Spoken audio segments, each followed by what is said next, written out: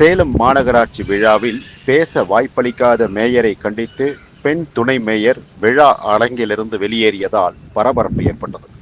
துணை மேயராக பொறுப்பேற்றதிலிருந்து தன்னை தொடர்ச்சியாக புறக்கணிப்பதோடு மிரட்டல் விடுவதாகவும் திமுகவைச் சேர்ந்த மேயர் ராமச்சந்திரன் மீது காங்கிரஸ் கட்சியைச் சேர்ந்த துணை மேயர் சாரதா தேவி பகிரங்கமாக குற்றம் சாட்டியுள்ளார். 12ஆம் வகுப்பு மாணவ மாணவிகளுக்கு பாராட்டும் விதமாக இன்றைக்கு நேரு கலையரங்கத்தில் இன்றைய நிகழ்ச்சி சிறப்பான முறையில் நடைபெற்று கொண்டிருக்கிறது.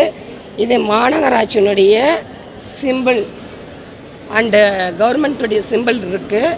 அவங்களுக்கு பரிசு அளிப்பது பாராட்டுக்குரியது எல்லாம் நம்மளுடைய கடமை. இருந்த போதிலும் இந்த நிகழ்ச்சிக்கு என்னை அழைக்கப்பட்டார்கள். நான் வந்திருக்கின்றேன்.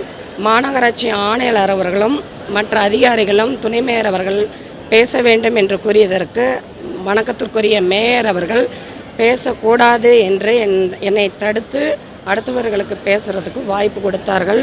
இருந்தாலும் பொறுமை காத்தேன். அதே போன்று சர்டிஃபிகேட் கொடுக்கும் போதும் என்னை கொடுக்க விடவில்லை. சேலம் மாநகராட்சியில் வணக்கத்திற்குரிய மேயர் அவர்கள் துணை மேயராகிய ஒரு பெண்ணை, வழக்கறிஞராக பணியாற்றுகின்ற ஒரு பெண்ணை, அகில இந்திய காங்கிரஸ் கமிட்டியின் உறுப்பினராக நான் இருக்கின்றேன், என்னை தொடர்ந்து அவமானப்படுத்தி கொண்டே வந்து கொண்டிருக்கிறார். எனக்கு ரொம்ப மனம் வேதனையாக இருக்கிறது. இது மாண்புமிகு முதல்வர் அவர்களுக்கு கவனத்திற்கு கொண்டு செல்ல வேண்டும். எனக்கு நடைபெறுகின்ற அநீதிக்கு நியாயம் கிடைக்க வேண்டும் என்று நான் போராடி வருகின்றேன்.